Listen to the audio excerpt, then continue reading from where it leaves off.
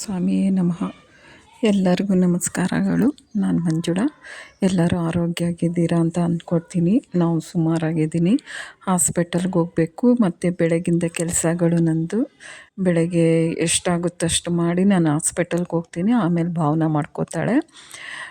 ಎಲ್ಲರೂ ಆರಾಮಾಗಿರ್ರಿ, ಚೆನ್ನಾಗಿರ್ರಿ ಅಂತ ನಾನು ಕೇಳ್ಕೊತೀನಿ. ನಮ್ಮ ಗಿಡದ್ದು ಬೆಳಗಿಂದು ಏನು ವಿಷಯ ಅಂದರೆ, ಫಸ್ಟು ನಮ್ಮ ಗಿಡದ ಹೂವು ಕಿತ್ಕೊಂಡು ಬಂದೆ. ಪಾರಿಜಾತ ಹೂವು ಒಂದಿಷ್ಟು ಬಿಟ್ಟಿತ್ತು. ಆ ಹೂವು ಎಲ್ಲ ಕಿತ್ಕೊಂಡು ಬಂದು ಮತ್ತೆ ಅಲ್ಲಿಟ್ಟೆ. ಇವಾಗ ಟೊಮೊಟೊ ಹಣ್ಣು ತಂದಿದ್ದರು ನಮ್ಮ ಮನೆಯವರು. 10 ರೂಪಾಯಿ ಕೆಜಿ ಅಂತ. ಇವಾಗ ಸ್ವಲ್ಪ ಟೊಮೊಟೊ ಹಣ್ಣು ಕಮ್ಮಿ ಆಗಿದೆ. ಟೊಮೊಟೊ ಹಣ್ಣೆಲ್ಲ ತೊಗೊಂಡು ಒಂದು ಫ್ರಿಜ್ಜಿಂದೆಲ್ಲ ಕ್ಲೀನ್ ಮಾಡಿ ಹಳೆ ಟೊಮೊಟೊ ಎಲ್ಲ ತೆಗೆದು ಹೊಸ ಟೊಮೊಟೊ ಹಾಕ್ಕೊಂಡೆ.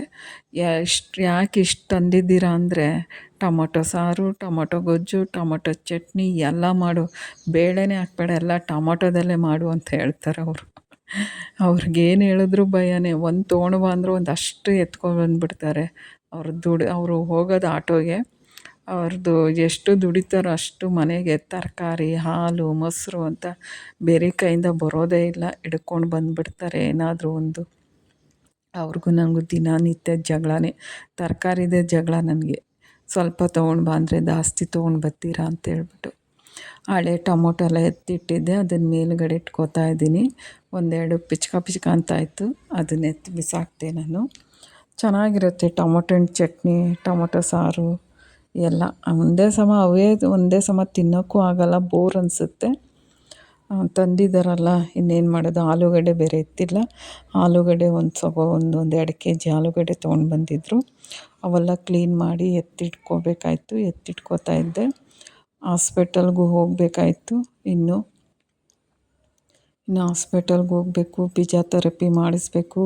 ದಿನ ಮಾಡಿಸಿ ನನಗೆ ಎಡಗೈ ಅಂತೂ ತುಂಬ ನೋವು ಬಂದುಬಿಟ್ಟಿದೆ. ಅಯ್ಯೋ, ಕರೆಂಟ್ ಹಾಕ್ತಾರಾ ಎಳೆದಂಗೆ ಆಗುತ್ತೆ ಕೈ. ಕಣ್ಣಲ್ಲೇ ನೀರು ಬರುತ್ತೆ. ಇನ್ನೂ ಮಂಗಳವಾರ ಗಂಟ ಇದೆ ನಂದು ಹಾಸ್ಪಿಟಲ್ಲು ಹೋಗಬೇಕು. ನನಗಂತೂ ಸಾಕಾಗ್ಬಿಟ್ಟಿದೆ ಅಪ್ಪ. ನನಗೆ ಬೆಳಗ್ಗೆ ಎದ್ದು ಮನೇಲಿ ಎಷ್ಟಾಗುತ್ತೆ ಅಷ್ಟು ಮಾಡ್ತೀನಿ. ಯಾಕಂದರೆ ಭಾವನಾ ಕೂಡ ಕೆಲಸ ಮಾಡ್ತಾ ಇರ್ತಾಳೆ ಮನೇಲಿನೇ.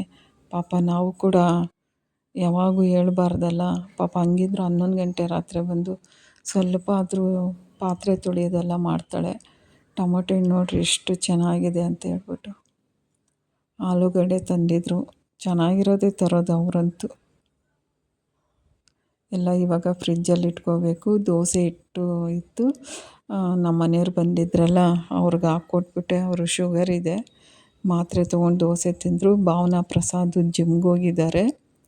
ಆ ಜಿಮ್ಮಿಂದ ಬಂದಮೇಲೆ ಅವ್ರಿಗೆ ಹಾಕ್ಕೊಡ್ಬೇಕು.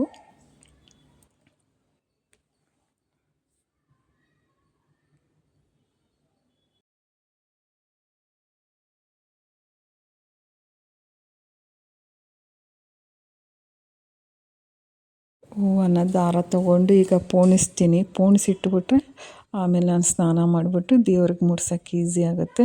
ಇದೆಷ್ಟು ಹೂವು ಅಂತ ಬಿಡಿ ಹೂವು ಹಾಕೋದು. ನಾನು ಕೆಳಗಡೆ ಉದುರಿರೋದೇ ಇಷ್ಟು. ಇನ್ನು ಮರ ಅಂತ ಅಳ್ಳಾಡಿಸಿದ್ರೆ ಇನ್ನೂ ಬೇಜಾನು ಹೂವು ಬೀಳುತ್ತೆ. ಇದು ಕೊಬ್ಬರಿ ಎಣ್ಣೆ ದೇವ್ರಿಗೆ. ನಮ್ಮ ಗಿಡದಲ್ಲಿ ಸ್ವಲ್ಪ ದಾಸವಾಳ ಹೂವು ಜಾಸ್ತಿ ಬಿಡುತ್ತೆ. ವೈಟ್ ದಾಸವಾಳನೇ ಜಾಸ್ತಿ ಬಿಡೋದು. ದಿನಕ್ಕೆ 7-8 ಹೂವು ಬಿಡುತ್ತೆ ಅದು. ನಾನು ದಿನ ಹೂವು ಚೇಂಜ್ ಮಾಡ್ತೀನಿ ದೇವ್ರದ್ದು. ಆ ಹೂವು ಚೇಂಜ್ ಮಾಡಿದಾಗ ಟೈಮ್ ಇದ್ದಾಗ ಡೈಲಿ ಮಾಡ್ಕೊಳ್ಳಲ್ಲ. ಯಾವಾಗ ನನಗೆ ಎಣ್ಣೆ ಹಚ್ಕೋಬೇಕು ಅನಿಸುತ್ತೆ ಅವತ್ತು ಮಾತ್ರ. ಇನ್ನೇನು 1 ಅವರ್ ಬಿಟ್ಟು ನಾನು ಸ್ನಾನ ಮಾಡಬೇಕಾಯ್ತು. ಆ ವೈಟ್ ಹೂವನ ಒಂದು ಬಟ್ಲಿಗೆ ಕಟ್ ಮಾಡಿ ಹಾಕ್ಕೋತಾ ಇದ್ದೀನಿ. ಒಂದು 3 ಹೂವು ತೊಗೊಂಡಿದ್ದೆ, ಇನ್ನೂ ಜಾಸ್ತಿ ಹೋದೆ. ಕರಿಬೇವು ಸ್ವಲ್ಪ ಹಾಕ್ಕೋತಾ ಇದ್ದೀನಿ. ಬೇಕು ಅಂದರೆ ಇದಕ್ಕೆ ಈರುಳ್ಳಿ ಚಿಪ್ಪೆ, ಮೆಂತ್ಯ ಎಲ್ಲ ಹಾಕಿ ಎಣ್ಣೆ ಹಾಕಿ ಬಿಸಿ ಮಾಡಿ ಚೆನ್ನಾಗಿ ತಲೆಗೆ ಹಚ್ಕೊಂಡು 1 ಅವರ್ ಬಿಟ್ಟು ಸ್ನಾನ ಮಾಡ್ಬೋದು. ಇಲ್ಲಾಂದರೆ ಹಾಗೆ ಬಿಟ್ಟು ಮಾರನೇ ದಿನ ಕೂಡ ಮಾಡ್ಬೋದು. ನಾನು ತಲೆಗೆ ಸ್ನಾನ ಮಾಡಲೇಬೇಕಾಯ್ತು ಇವತ್ತು. ಅದಕ್ಕೆ ಹಚ್ಕೊಬಿಡ್ತಾ ಇದ್ದೀನಿ ನಾನು ಬೇಗನೆ. ಆಮೇಲಿಂದ ತಲೆ ಸ್ನಾನ ಮಾಡ್ಕೋಬೋದು ಅಂತ ಹೇಳ್ಬಿಟ್ಟು ಎಣ್ಣೆನ ಬಿಸಿ ಮಾಡ್ಕೋತಾ ಇದ್ದೀನಿ. ಇದು ಚೆನ್ನಾಗಿರುತ್ತೆ. ದಾಸವಾಳ ರುಬ್ಬಿಟ್ಟು ತಲೆಗೆ ಹಚ್ಕೋತಾ ಇರ್ತೀನಿ ಒಂದೊಂದ್ಸಲಿ ಎಲ್ಲ ಬೇಯಿಸ್ಬಿಟ್ಟು ಚೆನ್ನಾಗಿ ರುಬ್ಬಿ ಚೆನ್ನಾಗಿ ನೀರಲ್ಲಿ ಕುದಿಸಿ ಹಚ್ಕೋತೀನಿ. ಶಾಂಪು ಥರ ರುಬ್ಬಿಟ್ಟು ಹಚ್ಕೋತಾ ಇರ್ತೀನಿ. ದಾಸವಾಳ ಹೂವು ಏನು ವೇಸ್ಟ್ ಮಾಡಲ್ಲ. ಟೈಮ್ ಇದ್ದಾಗ ಮಾಡ್ತೀನಿ, ಡೈಲಿ ಮಾಡೋಕ್ಕಾಗಲ್ಲ. ಈ ಕೊಬ್ಬರಿ ಎಣ್ಣೆ ಹಾಕ್ಕೋತಾ ಇದ್ದೀನಿ. ಕೊಬ್ಬರಿ ಎಣ್ಣೆ ಯಾವಾಗೂ ಧರ್ಮಸ್ಥಳಕ್ಕೆ ಕುಕ್ಕೆಗೆ ಹೋದಾಗ ತರ್ತೀನಿ. ಈ ಸಲ ಖಾಲಿ ಆಗಿಬಿಟ್ಟಿದೆ. ಮುಂದಿನ ತಿಂಗಳು ಹೋಗಬೇಕು. ಮೊನ್ನೆ ಹೋದಾಗ ತರೋಕ್ಕೆ ಟೈಮೇ ಸಿಕ್ಕಿಲ್ಲ, ತುಂಬ ಮಳೆ ಬರ್ತಾ ಇತ್ತಲ್ಲ. ಇನ್ನು ಬರೋ ತಿಂಗಳು ಹೋಗಬೇಕು, ಆವಾಗ ತೊಗೊಂಡು ಬರ್ತೀನಿ. ಈಗ ಮನೇಲಿ ಸ್ವಲ್ಪ ಎಣ್ಣೆ ಇತ್ತು, ಅದೇ ಎಣ್ಣೆನೇ ಹಾಕ್ಕೊಂಡು ಚೆನ್ನಾಗಿ ಬಿಸಿ ಮಾಡಾಯಿತು. ಈಗ ತಲೆಗೆ ಚೆನ್ನಾಗಿ ಹಚ್ಕೋತಾ ಇದ್ದೀನಿ. ಹಚ್ಕೊಂಡು ಬೇರೆ ಕೆಲಸಗಳು ಮಾಡ್ಕೊಳ್ಳೋ ಅಷ್ಟರಲ್ಲಿ 1 ಅವರ್ ಆಗುತ್ತೆ. ಆವಾಗ ತಲೆ ಸ್ನಾನ ಮಾಡ್ಬೋದು. ಮನೇಲಿ ಕರಿಬೇವು ಸೊಪ್ಪು, ಈರುಳ್ಳಿ ಚಿಪ್ಪೆ ಮತ್ತು ಇದೆಲ್ಲ ಎಷ್ಟಾಗುತ್ತೋ ಅಷ್ಟು ತಲೆಗೆ ಹಚ್ಕೋತಾ ಇರೋದೆ. ಏನೇ ಮಾಡಿದ್ರೂ ನನ್ನ ಕೈ ಎತ್ತಕ್ಕಾಗೋದೇ ಇಲ್ಲ. ಅಷ್ಟೇ ಕೈ ಹೋಗೋದು. ಅದು ಕಷ್ಟಪಟ್ಟು ಹಾಕ್ಕೋಬೇಕು. ಹಾಗೆ ಸ್ವಲ್ಪ ಮುಖಕ್ಕೂ ಮಸಾಜ್ ಮಾಡಿಕೊಂಡೆ. ನಾನು ಕೊಬ್ಬರಿ ಎಣ್ಣೆ ಬಿಸಿ ಮಾಡಿದಾಗೆಲ್ಲ ಮುಖಕ್ಕೂ ಸ್ವಲ್ಪ ಮಸಾಜ್ ಮಾಡ್ಕೊತಾ ಇರ್ತೀನಿ. ಸೋಪೆಲ್ಲ ಸರಿ ಮಾಡಿಕೊಂಡು ಕ್ಲೀನಾಗಿ ಎಲ್ಲ ಹಾಸ್ಕೊಂಡು ಒಂದು ಕಡೆಯಿಂದ ಕಸ ಗುಡಿಸಿ ನೆಲ ಒರೆಸೋ ಅಷ್ಟರಲ್ಲಿ ಟೈಮ್ ಆಗೇ ಬಿಡುತ್ತೆ. ಬಿಸಿಲು ಸೂರ್ಯನದು ಬಾಗಿಲು ಮನೆಗೆ ಒಳಗಡೆನೇ ಬರುತ್ತೆ, ಅಡುಗೆ ಮನೆ ಒಳಗಡೆ. ನಮ್ಮದು ಸೂರ್ಯನ ಬಾಗಿಲು ಇರೋದ್ರಿಂದ ಬಿಸಿಲು ಇವತ್ತಂತೂ ಸ್ವಲ್ಪ ಬಿಸಿಲು ಬಂದಿತ್ತು ಬೆಳಗ್ಗೆನೇ. ಎಲ್ಲ ನೆಲ ಎಲ್ಲ ಒರೆಸಾಯ್ತು, ಸ್ನಾನ ಆಯಿತು. ಇವಾಗ ಪೂಜೆ ಮಾಡ್ಕೊಬಿಟ್ಟು ಹಾಸ್ಪಿಟಲ್ಗೆ ಹೋಗಿ ಬರ್ತೀನಿ. ಇವತ್ತೇನು ಕರ್ಮ ಅನಿಸ್ಬೇಕೋ ಗೊತ್ತಿಲ್ಲ. ಕೈಯಂತೂ ದಾಸವಾಳ ಒನೆ ಜಾಸ್ತಿ ಬಿಟ್ಟಿತ್ತು. ಪೂಜೆ ಆಯಿತು. ಈಗ ದೋಸೆ ಮಾಡ್ಕೊತಾ ಇದ್ದೀನಿ ನನಗೆ. ಅಷ್ಟರಲ್ಲಿ ಪ್ರಸಾದು ಭಾವನಾ ಇಬ್ಬರು ಜಿಮ್ಮಿಂದ ಬಂದರು. ಅವ್ರಿಗೆ ಇವಾಗ ದೋಸೆ ನಂದು ಆಯಿತು, ಅವ್ರಿಗೆ ದೋಸೆ ಮಾಡ್ತಾಯಿದ್ದೀನಿ.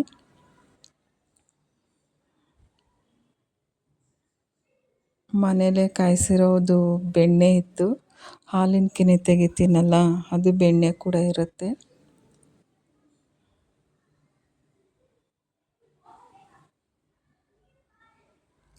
ಚೆನ್ನಾಗಿ ಬೆಣ್ಣೆ ಹಾಕ್ಬಿಟ್ಟು ಮೇಲೆ ಶೇಂಗಾ ಚಟ್ನಿ ಪುಡಿ ಮಾಡಿದ್ನಲ್ಲ, ಅದನ್ನು ಉದುರಿಸ್ದೆ. ಆ ಥರ ಮಾಡಿದರೆ ಒಂದು 3 ದೋಸೆ ತಿಂತಾರೆ.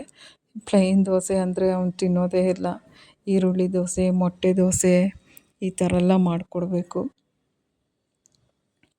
ಅದು ಬೇರೆ ಗರಿಯಾಗಿರ್ಬೇಕು ಅವನಿಗೆ ದೋಸೆ.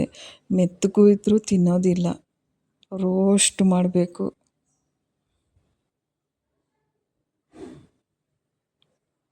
ನಮ್ಮ ಮನೆಯವ್ರಿಗೆ ಮೆತ್ತಗಿರಬೇಕು ದೋಸೆ. ಸೆಟ್ ದೋಸೆ ಮಾಡ್ತೀವಲ್ಲ, ಆ ಟೈಪ್ ಇರಬೇಕು. ನಮ್ಮ ಪ್ರಸಾದಿಗಂತೂ ರೋಸ್ಟಾಗಿರಬೇಕು ದೋಸೆ.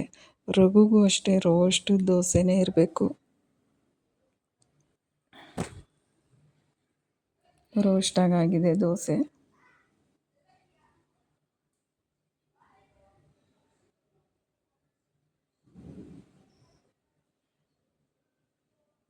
ನಿಮಗಿಷ್ಟ ಆದರೆ ಒಂದು ಲೈಕ್ ಮಾಡಿ, ಶೇರ್ ಮಾಡಿ, ಕಮೆಂಟ್ ಮಾಡಿ. ನಿಮಗೇನು ಅನಿಸುತ್ತೋ ಅದನ್ನು ಮಾಡಿ. ಪ್ಲೀಸ್ ಸಪೋರ್ಟ್ ಮಾಡಿ ಅಂತ ನಾನು ತುಂಬಾ ಕೇಳ್ಕೊತಾ ಇದ್ದೀನಿ. ಯಾಕಂದರೆ ನಾನು ಇದರಲ್ಲಿದ್ದೀನಿ ನಾನು ಇವಾಗ. ನನಗಿಷ್ಟೊಂದು ಇದ್ದರೂ ಕೂಡ ಮಾರ್ನಿಂಗ್ ರೊಟೀನು, ಕೆಲಸ, ಅಡುಗೆ ಅನ್ನೋದು ತುಂಬಾ ಇರುತ್ತೆ ನನಗೆ. ಪ್ಲೀಸ್ ಸಪೋರ್ಟ್ ಮಾಡಿ, ಶೇರ್ ಮಾಡಿ, ಸಪೋರ್ಟ್ ಮಾಡಿ. ಯಾರು ಹೊಸಬ್ರಿದ್ದೀರೋ ಅವರು ಸಬ್ಸ್ಕ್ರೈಬ್ ಆಗಿಲ್ಲ ಅಂದರೆ ಪ್ಲೀಸ್ ಆಗಿ ಅಂತ ದಯವಿಟ್ಟು ಕೇಳ್ಕೊತಾ ಇದ್ದೀನಿ. ನನ್ನ ವಿಡಿಯೋ ಇಷ್ಟ ಆದರೆ ಒಂದು ಲೈಕ್ ಮಾಡೋದು